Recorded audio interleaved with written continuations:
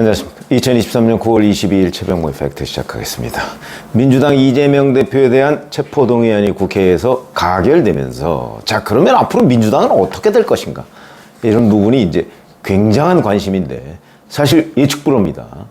우선 어제 하루 수많은 사람들이 이런저런 때로는 울분, 때로는 속마음을 감추고, 때로는 그냥 고민 중 이런 의견들을 냈는데, 어제 심야까지 계속된 의원총회에서 박광훈 원내대표하고 조정식 사무총장이 사퇴를 했고요. 이소영 원내대변인이 밤 한 11시 20분쯤에 이렇게 얘기했습니다. 원내대표가 사의를 밝혔고 의원들이 받아들였다. 현 시간부로 원내 지도부는 총사퇴하고 조정식 사무총장을 비롯한 사무총장 산하 정무직 당직자들도 모두 사의를 표했다. 이렇게 되고 이제 이게 만약에 사의가 받아들였다고 얘기를 하니까 그렇게 되면 당원 당규에 따라서 한 달 내에 새 원내 지도부를 구성하기로 되어 있습니다. 그런데 이렇게 원내 지도부, 그다음에 당 사무처 당직자들, 이제 정무직 당직자들 다 사퇴해버리면 당은 그냥 공백입니다. 이렇게 되면 사실은 비대위로 가야 되는 거죠. 그런데 이런 지금 어찌 보면 체포동의안이 가결된 직후의 그냥 갑작스럽게 몰려닥친 태풍과 같은 것이지, 사실은 따지고 보면 박광훈 원내대표 아시다시피 기자들이 사진 찍은 데 보면 저는 의도적이라고 봅니다. 자기가 부라고 찍은 게 드러나도록 사진이 찍혔습니다. 아니, 그게 왜 찍히겠습니까? 그거 어차피 이 가림막 안에서 찍는 거거든요. 근데 가지고 나와서 살짝 비치도록 기자들한테 왜 그랬겠습니까? 자기가 책임이 없다. 자기는 체포동의안을 가결시키는데 기여한 게 없고 오히려 부결을 독려했다. 실제 활동도 부결을 독려한 것으로 그렇게 알려져 있습니다. 그래서 자기의 결백을 입증하기 위해서 어찌 보면 소심한 거죠.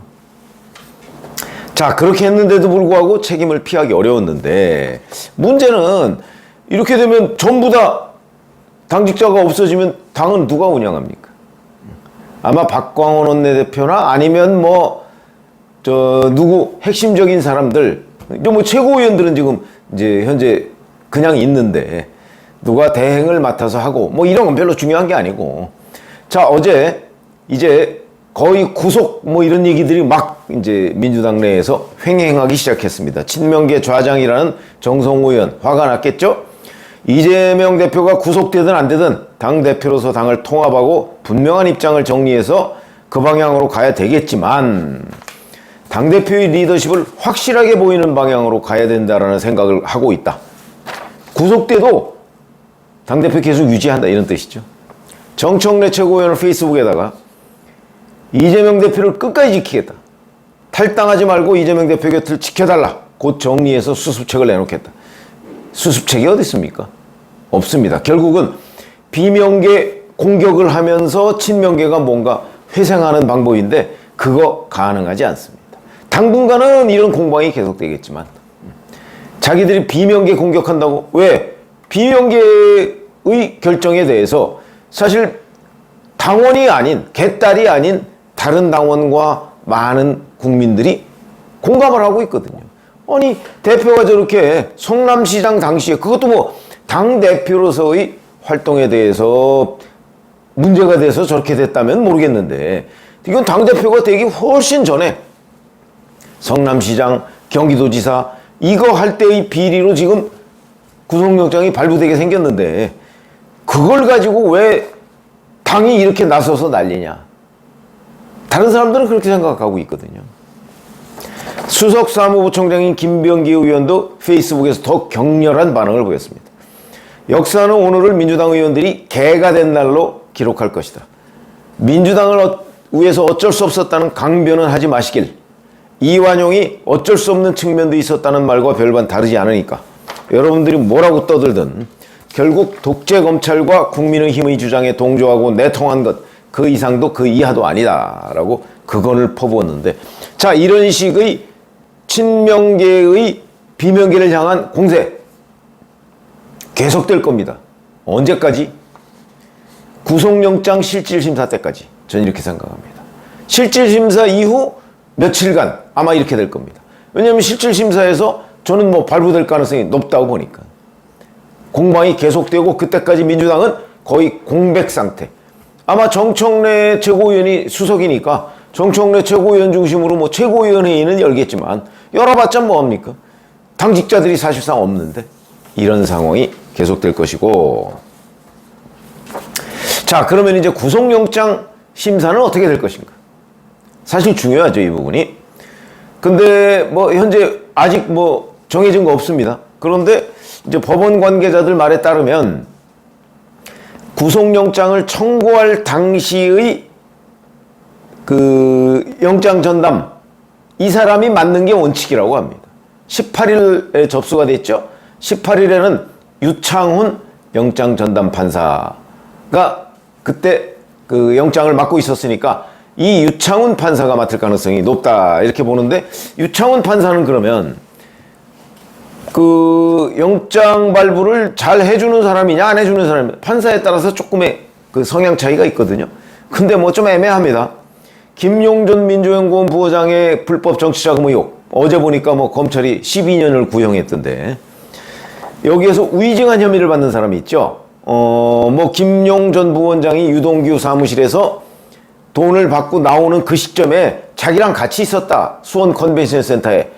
이게 이제 거짓말을 했다가 들통이 나는 바람에 문제가 된 그 이홍우 전 경기도 상권진흥원장에 대한 영장, 구속영장을 기각한 적이 있습니다. 어찌 보면 말도 안 되는 기각이죠. 위증을 했는데. 김용 범죄 혐의를 감춰주려고 위증을 했는데. 또 8월 민주당 전당대회 돈봉투 의혹 사건, 이때 연루된 이성만 의원, 지금 무소속이지만 이 사람에 대한 영장도 기각했고, 박영수 전 특검에 대한 50억 클럽, 이 영장도 1차 영장을 기각한 사람이 이청은 판사입니다.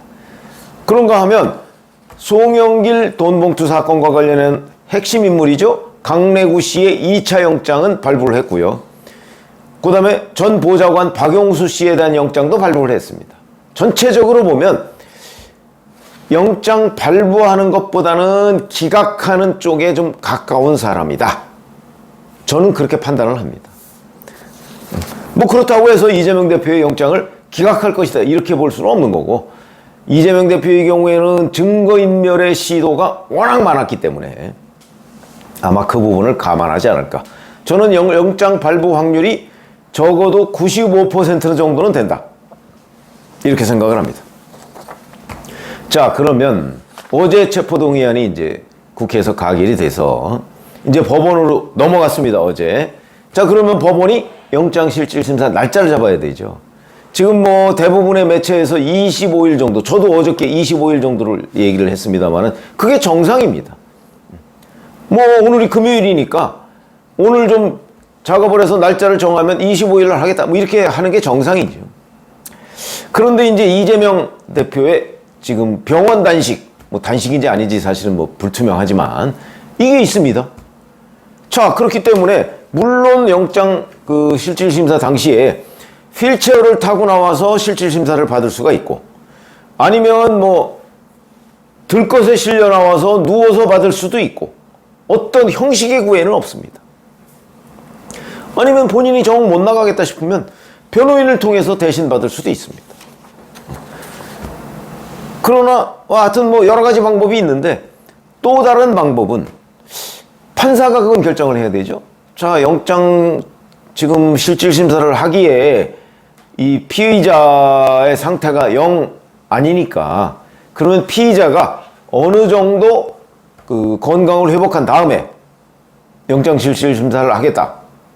그 방법에는 두 가지가 있죠. 일단 날짜를 잡고 그 날짜 봐서 안 되겠다 싶으면 연기하는 방법이 있고, 처음부터 병원에서 지금 그 입원해 있으니까 조금 날짜를 여유 있게 잡겠다, 이런 의견이 있을 수 있습니다. 지금 날짜를 여유 있게 잡겠다는 얘기도 법원 주변에서 흘러나오는데 지금 뭐 공식적으로 확인이 안 되니까, 그러니까 영장 실질심사가 구체적으로 언제 이루어질지 이건 현재 분명하지가 않습니다. 아마 적어도 영장실질심사 이루어지고 한 그 2, 3일 뒤까지는 지금 민주당의 책임 공방은 계속될 것이다. 그전에는 체포동의안 찬반에 대한, 이 체포동의안 가결에 대한 책임을 가지고 친명계가 비명계를 공격하는 데 집중할 것이고, 만약에 영장 발부가 되면 그때부터 이제 유창훈 영장전담 판사에 대한 공격 내지는 비명계에 대한 공격이 막 섞여 있어 가면서 그때는 이제 자, 쿠어바디스 민주당이 되는 거죠. 응? 민주당 어디로 가느냐가 이제 최대의 화두가 될 것입니다. 그렇기 때문에 그때까지는 공방이 혼돈 상태가 끝나지 않을 것이다. 구속 여부가 결론이 나야 2라운드에 들어갈 거다. 이렇게 보이고, 뭐 만약에 정말 제가 한 5%의 확률이라고 했습니다만은 기각이 됐다. 기각이 되느냐 발부가 되느냐도 그 사유도 중요하다고 그랬었죠. 범죄 혐의는 소명이 됐는데 건강 상태 때문에 뭐 일단 기각한다 뭐 이럴 수도 있고, 범죄 혐의에 다툼의 여지가 있다. 이러면 이제 이거는 이재명 대표의 복귀의 날개를 다는 겁니다. 뭐 그렇게 되면 내년 총선까지 여권은 무인지경이 되는 거죠. 여권의 철저한 패배. 이건 법률적인 개념이 아닙니다. 정치적인 개념으로 영장 기각이 범죄 혐의가 없다. 이걸 의미하는 건 아닌데도 불구하고 일반 국민이 그렇게 받아들입니다. 그게 중요한 거죠. 그러면 이제 이재명 대표에 대한 수사가 결국 무리수였네? 결국 억지였네? 정치 탄압이었네? 이런 얘기가 되면서, 물론 검찰은 구속영장 재청구 뭐 이렇게 하겠지만 이미 동력을 확 잃어버릴 가능성이 있다는 거죠. 정치적으로 보면 그렇다는 겁니다. 자, 근데 발부가 됐다. 제가 확률 95%라고 얘기했습니다. 그러면 이제 옥중에서의 이재명이 당대표가 되는 겁니다. 당분간은 버틸 겁니다. 제가 보기엔. 아마 본인 생각은 끝까지 버틸 생각을 하고 있을 수도 있습니다. 끝까지 버티면 제가 몇 차례 말씀드렸지만 방법이 없습니다. 대표가 대표직을 안 내려놓는데 강제로 대표직을 내려놓게 할 방법이 없습니다. 제가 과거에도 여러 번 들어서 유튜브를 해드린 적이 있습니다. 이게 어찌 보면 민주당의 최악의 시나리오입니다. 대표가 옥중에서도 대표직을 안 내려놓고 계속 버틴다. 내려놔라 내려놔라, 심지어는 친명계까지 내려놔라 라고 얘기해도 안 내려놓는다. 방법이 없습니다. 그러면 결국 안 되겠다, 우리가 딴 살림을 차리자, 이 방법밖에 없습니다. 그게 바로 1990년대 96년인가요? 이때쯤에 그 DJ가 이기택 민주당을 쪼개서, 그때 그 이기택 민주당의 현역 의원 대부분은 다 DJ입니다. 그런데도 이기택 대표를 내쫓지 못했습니다. 결국 DJ가 나와서 딴 살림을 차린 거 아닙니까? 그게 새정치국민회의죠. 이런 사례가 꽤 많습니다. 더 거슬러 올라가도 많죠.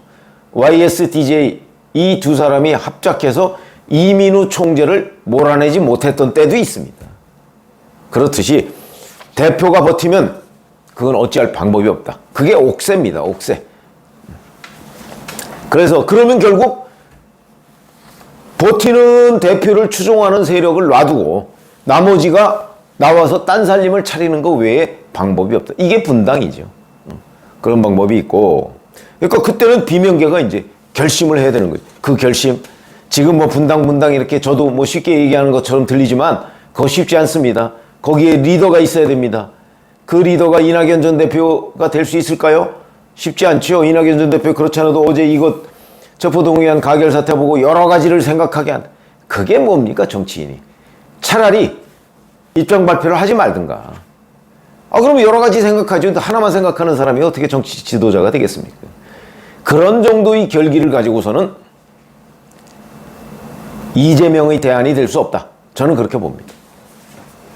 보다 더 강력한 의지를 표명했어야죠.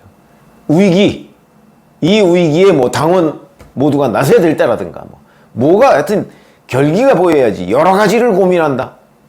우유부단함의 상징이다. 그런 사람은 제가 보기에는 저희의 정치 무기자 경험으로 볼 때는 이재명의 대안이 되기에는 역부족이라고 저는 봅니다. 되더라도 결국은 뭐 비슷비슷한 뭐 이런 상황이 되지 않을까 이런 생각이 되고요. 자, 그런데 이런 상태로 이재명 대표가 버티면서 이제 만약에 정기국회를 거의 맞춰간다. 그때 또 한 번 이재명 대표의 고비가 옵니다. 그때의 지지율이 정말 국민의힘에 이제 턱도 없이 떨어진다. 이럴 경우에는 비명계가 뭉치고 친명계도 일부 무너지죠, 이제.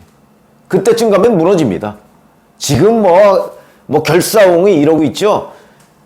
올해 12월쯤 가서 민주당 지지율이 국민의힘 지지율보다 뭐 10%포인트 이상 떨어진다? 그러면 무너지죠, 당연히. 그러면 이 사람들이 이제 대안을 찾게 됩니다.